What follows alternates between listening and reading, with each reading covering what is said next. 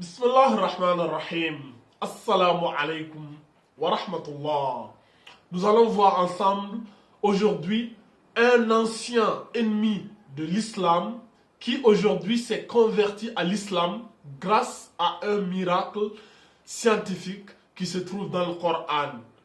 Notamment la sourate 22, la sourate Hajj, le pèlerinage, verset 46. Subhanallah, c'est juste incroyable. Ce monsieur, il a passé toute sa vie à combattre l'islam et les musulmans. Et aujourd'hui, c'est ce même monsieur qui est devenu musulman et qui fait la da'wah autour de lui. Je vous laisse écouter ou regarder cette vidéo et on se donne rendez-vous à la fin. Je vais vous lire ce verset-là et on va le décortiquer ensemble, Inch'Allah. Donc, écoutons ce grand monsieur, s'il vous plaît. Hollandais en vedette depuis 2 jours parce qu'il s'est converti à l'islam. Expliquez-moi.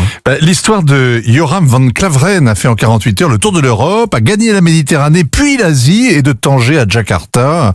Alors il a 40 ans et il a une vie antérieure. Il a été député au Parlement néerlandais. Oui. Il a même dirigé le groupe parlementaire du Parti de la Liberté. C'est le mouvement qui dénonce la burqa, les minarets, l'islam comme un système Si je totalitaire. dis qu'il y a un seul Dieu et que Mohammed est son prophète, c'est presque la shahada. Alors je me suis dit, d'accord, fermons le livre, arrêtons, cela va dans la mauvaise direction.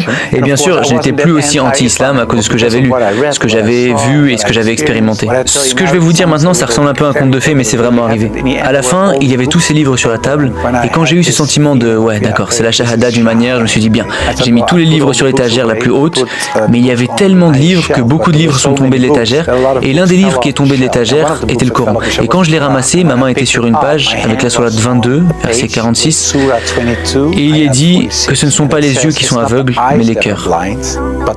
Et je me suis dit que c'était vraiment mon problème, car ce n'étaient pas les yeux.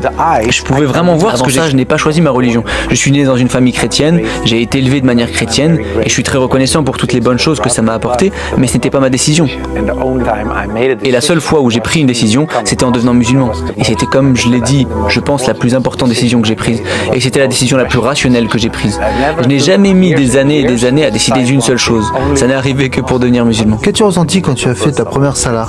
C'est bien sûr un beau moment, mais très étrange, parce qu'en tant que chrétien, tu n'as pas l'habitude de prier comme ça. Tu pries les mains jointes, peut-être à genoux devant ton lit ou autre. Mais je pense que c'est très beau quand tu te prosternes vraiment, parce que tu t'inclines de la manière la plus profonde pour ton Seigneur. Donc c'est une belle chose. Donc c'est se montrer très humble, une belle chose, je pense. Et ça, ouais, ça m'a fait me sentir très heureux. Subhanallah al-Azim. Cette interview était juste magnifique. Aïe, les khatal akhawat. Revoyons ensemble le verset dont il parlait dans son interview. Alors, c'est le verset 46 de la sourate 22, sourate al-Hajj, sourate le pèlerinage.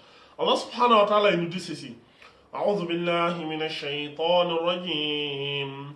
أفلم يسيروا في الأرض فتكون لهم قلوب يعقلون بها أو آذان يسمعون بها فإنها لا تعمى الأبصار ولكن تعمى القلوب التي في الصدور. Allah il nous dit ceci, que ne voyage-t-il sur la terre afin d'avoir des cœurs pour comprendre et des oreilles pour entendre. Car ce ne sont pas les yeux qui s'aveuglent, mais ce sont les cœurs dans les poitrines qui s'aveuglent. Subhanallah, dans ce verset, il y a au minimum 2 miracles scientifiques dans ce verset-là. Le premier, c'est quand Allah subhanahu wa ta'ala, il parlait des cœurs pour comprendre. J'avais déjà fait une vidéo sur ça il y a de cela à peu près 1 an. Les anciens d'entre vous se rappellent. Lorsque l'ennemi d'Allah, Majid, il y a un gars qui s'appelle Majid, il avait parlé de ce verset-là. Bon, pas de ce verset, mais d'un autre verset, mais qui a la compréhension similaire. C'est des versets qui sont complémentaires. Comme je vous l'ai dit, le Coran, c'est un puzzle géant. Les versets se complètent, se ressemblent et s'expliquent entre eux. Subhanallah al-Azim, c'est miraculeux ça aussi. Donc c'était grâce à cet ennemi de l'islam que j'avais vu ce miracle et j'avais fait une vidéo, j'avais partagé ça avec vous.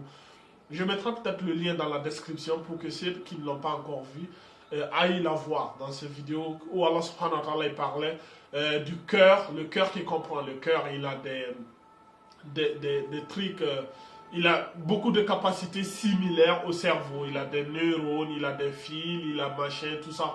Vous irez voir cette vidéo, vous allez comprendre mieux. Mais ici, nous allons prendre la deuxième partie du miracle ici, quand il dit les yeux qui savent, car ce ne sont pas les yeux qui s'aveuglent, mais ce sont les cœurs dans les poitrines qui s'aveuglent. Nous allons voir ici quelques caractéristiques du cœur. Moi, j'ai fait quelques recherches, j'en ai recensé au moins 3 ou 4. Le premier, c'est quoi? Le cœur est une source de sentiments et d'émotions pour l'être humain. Voilà, le cœur, on ressent beaucoup de choses. La preuve de cela, la mère de Annabi Moussa était bouleversée de perdre son fils et Dieu a consolidé son cœur pour la calmer. Vous allez dans la sourate 7, verset 10. Sourate 7, verset 10. À un autre endroit, Allah a dit que c'est son souvenir qui apporte la paix du cœur. Sourate 13, verset 26. Notamment, Allah subhanahu wa ta'ala, il nous dit quoi? Allazina tatma'innu qulubuhum bi zikrillah. Ala bi zikrillah tatma'innu qulub. C'est par le rappel d'Allah que se tranquillisent les cœurs. Ceux dont les cœurs se tranquillisent par le rappel d'Allah. N'est-ce pas par le rappel d'Allah que les cœurs se tranquillisent?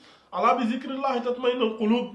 Donc, ici, nous voyons ici une des caractéristiques du cœur. Ça nous donne des émotions, ça nous apaise et tout. Deuxième caractéristique ici. Le cœur se réfère au sens du discernement et de la sagesse. En décrivant ceux qui ne méditent pas, Allah demande si leur cœur est verrouillé. Sourate 47, verset 24. Allah subhanahu wa ta'ala dit quoi?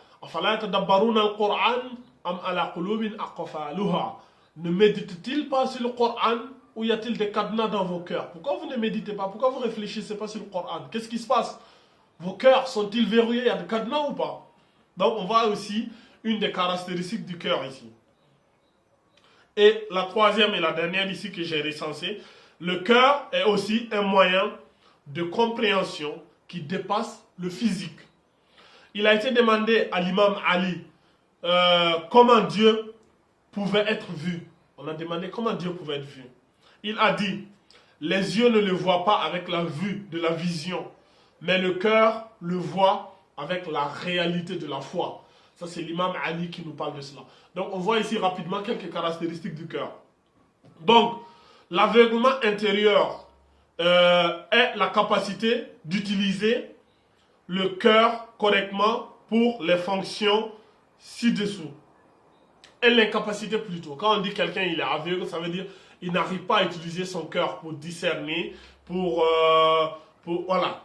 En fait, s'il ne répond pas à ces caractéristiques, ça veut dire que son cœur il est aveugle. C'est comme s'il y avait un rideau sur le cœur qui obstruait la vision intérieure. L'être humain s'égare alors dans l'obscurité. Le cœur nous permet de voir, de méditer, de réfléchir. Comme Allah dit, Afala yatadabbaruna al-Qur'an, amala qulubin aqfaluha. Ne médite-t-il pas sur le Coran ou y a-t-il des cadenas dans vos cœurs? Si tu n'as pas la capacité, si tu ne médites pas sur le Coran, il faut savoir que ton cœur il est verrouillé, frère. Tu es déjà aveugle. Il n'y a pas de débat sur ça. L'autre verset, Allah dit Allazina tatma'innu qulubuhum bi zikrillah. Allah bi zikrillah tatma'innu qulub. Ceux dont les cœurs s'apaisent par le rappel d'Allah et l'évocation d'Allah. N'est-ce pas par l'évocation d'Allah et le rappel d'Allah que les cœurs se tranquillisent? Si ton cœur ne se tranquillise pas lorsque tu évoques Allah, lorsque tu te rappelles d'Allah, frère, ton cœur il est aveugle. Il n'y a même pas de débat sur ça. Et dans beaucoup de versets, Allah subhanahu wa ta'ala il nous dit Allah nazal ahsan al-hadisi kitaban mutashabiha masaniya takhsha'iru minhu juludul lazina yakhshawna rabbahum thumma talinu juluduhum wa qulubuhum ila zikrillah zalika hudallah yahdi bihi man yasha'u wa man yudlilillahu fama lahu min had.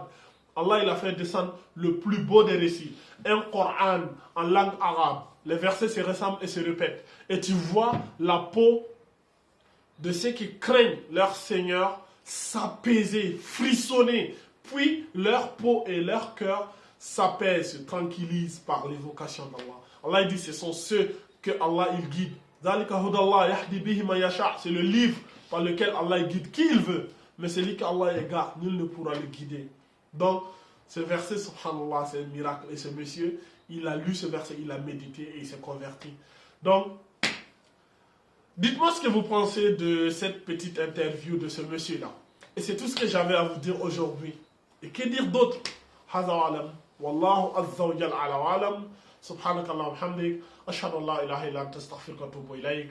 Wa akhiru da'wana anil hamdulillahi rabbil alamin.